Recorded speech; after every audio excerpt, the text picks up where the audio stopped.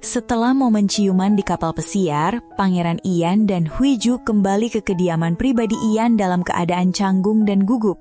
Bahkan saat para staf menyambut mereka, pengurus Kim yang peka langsung menyadari ada sesuatu di antara keduanya dan meminta para staf untuk tidak banyak bertanya. Huiju tak bisa tidur karena terus memikirkan kejadian itu, sementara Ian juga memikirkan hal yang sama dengan senyum bahagia. Saat Huiju mencoba menenangkan diri, Ian diam-diam datang ke kamarnya dan memanggilnya.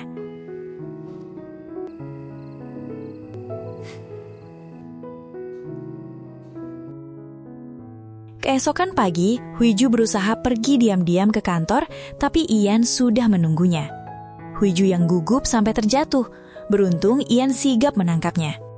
Melihat reaksi Huiju, Ian hanya tersenyum saat wanita itu buru-buru menghindar. Tak lama kemudian, Huiju pergi ke gereja untuk meminta pengampunan dan bahkan ingin melakukan pengusiran setan karena pikirannya terus terbayang ciuman mereka. Di sana, ia bertemu Perdana Menteri Min yang menawarkan tumpangan ke kantor. Saat menunggu, Ian menelpon membahas rencana pernikahan, namun pembicaraan terputus ketika Min memanggil Huiju, membuat Ian cemburu. Di perjalanan percakapan tentang Ian justru memicu kecemburuan Min. Ia memperingatkan Huiju agar tidak terlalu terikat. Namun Huiju menegaskan akan tetap berhati-hati. Setibanya di kantor, Huiju mencoba melupakan semuanya dengan fokus pada urusan perusahaan, termasuk rencananya melepas saham dan bertemu kakaknya, Taiju. Sementara itu di istana, Raja Yun mulai menentukan hari pernikahan, dan Ian menyarankan agar dilaksanakan setelah persiapan matang. Setelah menyelesaikan urusan bisnis, Huiju menuju istana, meski sempat lupa jadwal fitting pernikahan yang sebelumnya ia setujui karena obrolannya yang canggung dengan Ian. Dengan perasaan gugup, akhirnya ia datang. Di ruang fitting, Ian yang lebih dulu hadir membuat Huiju semakin salah tingkah. Saat mereka mencoba pakaian pernikahan, sentuhan kecil Ian di leher Huiju membuatnya semakin berdebar hingga wajahnya memerah. Untuk mengalihkan suasana, Huiju menanyakan jadwal berikutnya. Ian menjelaskan bahwa mereka akan menjalani pemeriksaan kesehatan malam itu dan keesokan harinya mengunjungi keluarga Huiju sebagai bagian dari tradisi pernikahan, termasuk prosesi seserahan dari kerajaan. Tak lama kemudian, Ian dan rombongan istana datang ke rumah Huiju membawa dekrit kerajaan dan seserahan.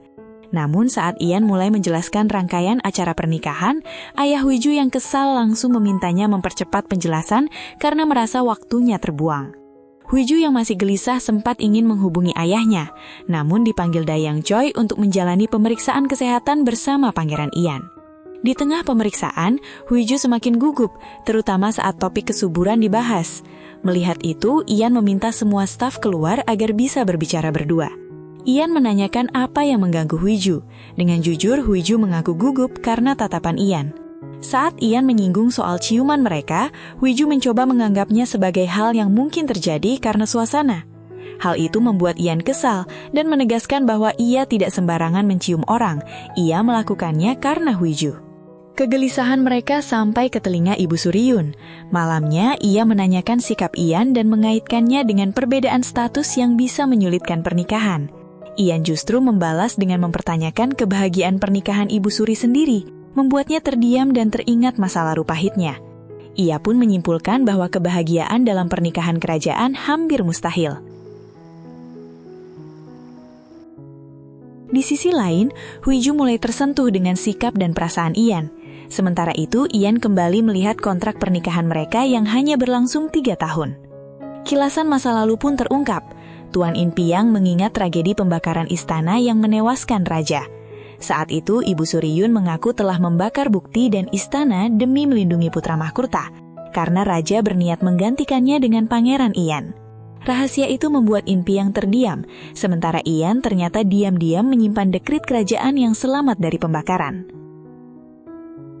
Keesokan harinya, acara lamaran di rumah keluarga Hyuju dimulai. Keluarga Hyuju bersiap menyambut Ian, meski sang ayah terlihat khawatir di balik sikap kerasnya. Dalam perjalanan, suasana canggung antara Ian dan Hyuju sedikit mencair berkat penjelasan Hyun tentang panjangnya proses adat. Setibanya di sana, Ian disambut dengan baik oleh keluarga Hyuju. Sikapnya yang tenang dan sopan membuat Hyuju tersentuh. Di sisi lain, Hyun dan Haejung menyadari hubungan mereka kini terasa seperti pasangan yang benar-benar jatuh cinta, bukan lagi pura-pura. Saat makan malam, suasana berubah canggung ketika Taeju menyinggung hubungan mereka. Ayah Hyuju kemudian mengungkap kekhawatirannya tentang kehidupan di kerajaan yang penuh konflik. Ucapan itu memicu emosi Hyuju hingga akhirnya ia meluapkan kekesalannya dan meninggalkan meja makan. Ian menyusul Hyuju ke kamarnya dan mencoba menenangkannya. Ia meyakinkan bahwa ia tidak akan berubah pikiran hanya karena melihat kondisi keluarganya. Ian juga mengungkap bahwa Hyuju pernah melindunginya dari kata-kata menyakitkan Ibu Suri. Meski Hyuju meragukan ketulusan ayahnya, Ian menegaskan bahwa ia hanya peduli pada Hyuju dan siap memberinya segalanya. Hyuju pun memberanikan diri menanyakan perasaan Ian. Dengan jujur, Ian mengakui bahwa ia menyukainya dan merasa nyaman menjadi dirinya sendiri saat bersama Hyuju. Ia juga menegaskan bahwa ia tidak mengikat Hyuju, melainkan ingin memberikan segalanya dengan tulus. Suasana pun mencair dan Hyuju kembali tersenyum. Setelah itu, Ian mengantar Hyuju pulang. Di tengah perjalanan, momen mereka terganggu oleh telepon dari Perdana Menteri Min yang kembali memicu rasa cemburu Ian. Setibanya di kediaman, Ian masih sempat menggoda Hyuju, seolah enggan berpisah sebelum hari pernikahan mereka tiba. Setelah pertemuan keluarga, Hyuju mengajak para staf makan malam karena mereka belum sempat makan. Dalam suasana hangat di restoran, Haejung mulai merasa ada yang janggal saat melihat Areum tampak tidak senang. Keesokan harinya, Pangeran Ian menemui Perdana Menteri Min di Gedung Biru. Ia menegaskan bahwa dirinya telah menyatakan perasaan kepada Hyuju dan meminta Min menjaga sikap. Min justru memperingatkan agar Ian tidak memperumit keadaan Hyuju. Usai pertemuan itu, Ian menanyakan keberadaan Hyuju dan mendapat kabar bahwa ia sedang menyelesaikan urusan perusahaan menjelang pernikahan. Ian pun mengirim pesan agar Hyuju menjaga kesehatan. Di perjalanan, ia melihat iklan Hyuju mulai diturunkan karena setelah menikah, Hyuju tak lagi bisa terlibat dalam promosi pribadi. Sementara itu, Hyuju yang membaca pesan tersebut menjadi tersipu dan hampir kehilangan fokus saat bekerja. Akhirnya hari pernikahan pun tiba. Istana dipenuhi kesibukan, sementara Ian bersiap dengan jubah kerajaannya. Tak mampu menyembunyikan kebahagiaannya. Bahkan saat masih memanggil Hyuju dengan sebutan CEO, Dayang Choi mengingatkannya untuk menggunakan panggilan istri, yang langsung diucapkan Ian dengan penuh antusias membuat orang di sekitarnya tersenyum. Di sisi lain, Hyuju juga tengah bersiap dengan hati berdebar bahagia. Haejung menjelaskan bahwa ia diperbolehkan mengenakan pakaian merah menuju istana. Dayong kemudian datang memastikan semua persiapan berjalan sempurna. Di tengah itu, Perdana Menteri Min sempat menelpon Hyuju, namun percakapan mereka terganggu oleh Ibu Suryun yang kembali memprovokasi Min terkait pernikahan tersebut. Tak lama kemudian, Hyuju tampil sebagai pengantin Pangeran Ian. Penampilannya yang anggun membuat semua orang terpana, termasuk keluarganya. Suasana haru menyelimuti, diiringi ucapan selamat yang terus mengalir, sementara Haejung turut merasakan kebahagiaan sekaligus keharuan melihat Hyuju melangkah ke babak baru hidupnya. Dengan perasaan campur aduk, Hyuju pun akhirnya menjalani prosesi pernikahannya dengan Pangeran Ian. Saat keduanya tiba di altar, sebuah momen kecil terjadi ketika Hyuju tersangkut gaunnya, membuat Ian sempat terkejut sebelum tersenyum lembut. Upacara pun berlangsung hingga resmi mengikat mereka sebagai suami istri, ditandai dengan prosesi minum arak pengantin. Setelah itu, ayah Hyuju memberikan salam perpisahan dan pesan terakhir agar putrinya menjaga diri dengan baik. Pernikahan mereka berubah menjadi perayaan besar yang disambut rakyat dan menjadi sorotan di seluruh negeri. Di kediaman Ian, para staf terharu menyaksikan momen tersebut. Meski di balik itu, Areum tampak menahan ketidaksukaannya. Dalam perjalanan menuju istana, Ian meminta Hyuju untuk tetap kuat dan tersenyum. Sementara itu, Perdana Menteri Min hanya bisa menahan perasaannya saat menyaksikan pernikahan tersebut, membuat Ibu Suryun menyindir bahwa penolakannya menggunakan hak veto kini berbuah penyesalan. Sesampainya di istana, Hyuju kini resmi menyandang gelar Putri Agung Song dan disambut hangat oleh para pejabat. Bersama Ian, ia melangkah menghadap Raja Yun, Ibu Suri, dan para petinggi kerajaan. Dengan hati berat, Perdana Menteri Min menyampaikan ucapan selamat. Namun di tengah suasana itu, tiba-tiba penglihatan Hyuju mengabur, hingga akhirnya ia pingsan. Kejadian tersebut langsung memicu kepanikan, terutama bagi Pangeran Ian yang sangat terkejut dan khawatir. Huiju yang pingsan jatuh ke pelukan Pangeran Ian, membuat suasana istana seketika panik. Ibu Suryun segera memerintahkan memanggil dokter kerajaan dan mengamankan Raja Yun. Namun, Ian yang diliputi ketakutan melarang siapapun mendekati istrinya, lalu memerintahkan Hyun dan Dayang Choi menyiapkan mobil untuk membawa Huiju ke rumah sakit Castle serta menghubungi keluarganya. Setibanya di rumah sakit, Huiju langsung dilarikan ke IGD. Kondisinya yang semakin melemah membuat Ian semakin cemas. Di sisi lain, Perdana Menteri Min ikut panik hingga memerintahkan pengawalan ketat dan menyiapkan pernyataan resmi dari istana. Sementara itu, Hyejung menuju kediaman Ian dan meminta semua barang yang dikonsumsi Huiju sebelum pernikahan diamankan sebagai bukti. Sikap Areum yang terlihat gelisah semakin menimbulkan kecurigaan.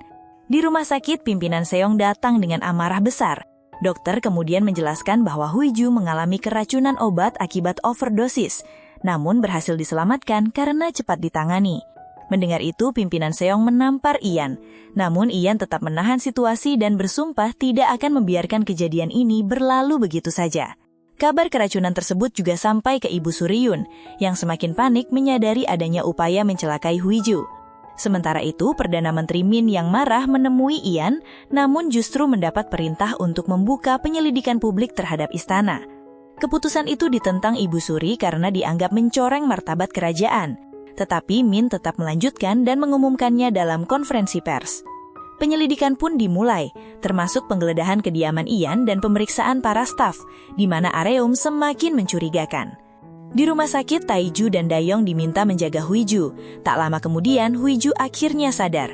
Kabar itu segera disampaikan kepada Ian. Saat itu, Ian tengah berada di makam mendiang raja, mengenang masa lalunya yang penuh tekanan. Begitu mendengar Huiju sadar, ia langsung bergegas ke rumah sakit dan memeluknya dengan penuh haru, bahkan tak mampu menahan air mata. Namun momen itu terhenti ketika Perdana Menteri Min datang bersama penyelidik dan membawa Ian untuk diperiksa sebagai saksi. Sebelum pergi, Ian meminta Hyun tetap di sisi Huiju.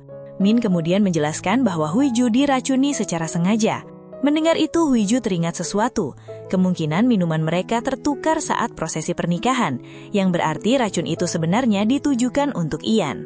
Di kantor polisi, Ian mengakui bahwa obat yang ditemukan dalam tubuh Huiju adalah obat yang biasa ia konsumsi. Sementara itu, Huiju yang panik langsung melepas infusnya dan bersikeras bahwa Ian dalam bahaya. Meski dicegah, ia tetap ingin memastikan keadaan Ian, hingga akhirnya Perdana Menteri Min berjanji akan menemuinya dan memastikan kondisinya. Di istana, Ibu Suryun yang sedang bermain piano mendapat kabar bahwa Pangeran Ian tengah diinterogasi dan kediamannya digeledah. Tanpa beragu, ia memerintahkan Dayang Lim untuk segera mengurus hal penting dan membersihkan jejak apapun yang berkaitan dengan insiden tersebut. Sementara itu, di kantor polisi, Perdana Menteri Min menerima berkas penting tentang staf istana dan dokter kerajaan, termasuk data medis Pangeran Ian. Ia menemukan bahwa 2 dokter memiliki hubungan dengan keluarga Ibu Suri dan sempat mengakses data tersebut, membuat Min semakin curiga dan memerintahkan penyelidikan lebih lanjut ke rumah sakit kerajaan. Tak lama kemudian, Ian keluar dari ruang interogasi. Min menyarankan agar Ian dan Huiju segera kembali ke istana, karena untuk sementara tempat itu paling aman, sekaligus menjadi wilayah yang sepenuhnya berada di bawah kendali Ian. Min pun berjanji akan menangani situasi di luar istana. Setibanya di istana, Ian langsung mengatur keamanan dengan menempatkan Huiju di Balai Anwadang, mengganti staf dan mempertegas penjagaan, demi membangun pertahanan mereka. Di sisi lain, Huiju yang masih di rumah sakit menunggu kabar hingga fajar. Setelah menerima pesan dari Ian bahwa interogasi berjalan lancar, ia segera menelpon dengan penuh kekhawatiran. Ian yang mendengar itu tersenyum dan meminta Huiju segera datang ke istana bersama Hyun. Keesokan harinya, Dayong ikut menjemput Huiju atas permintaan ayahnya dan Ian untuk menjaganya. Meski sempat terganggu, Huiju justru memanfaatkan situasi. Ia merapikan penampilannya agar tetap terlihat menarik, lalu mengikuti saran Dayong untuk menampilkan ekspresi lemah demi menarik simpati publik. Sementara itu, Hejung mengatur publikasi artikel untuk membangun citra Huiju di mata masyarakat. Langkah ini sampai ke telinga Ibu Suri, yang kemudian berusaha menunjukkan kedekatan dengan Huiju dengan mengambil alih sebagian tugasnya. Sesampainya di istana, Huiju disambut hangat oleh Ibu Suryun. Mesti sikap itu justru terasa tidak nyaman baginya. Hyun dan Dayong pun segera membawa Huiju masuk untuk menghindari situasi yang semakin canggung. Di dalam istana, Ian mendapat kabar bahwa Ibu Suri ingin terlibat dalam pernyataan resmi bersama Raja Yun. Namun, Ian menolak dan memilih menangani situasi sendiri demi meringankan beban sang raja. Tak lama kemudian, Huiju bertemu Raja Yun dan meyakinkannya bahwa dirinya baik-baik saja.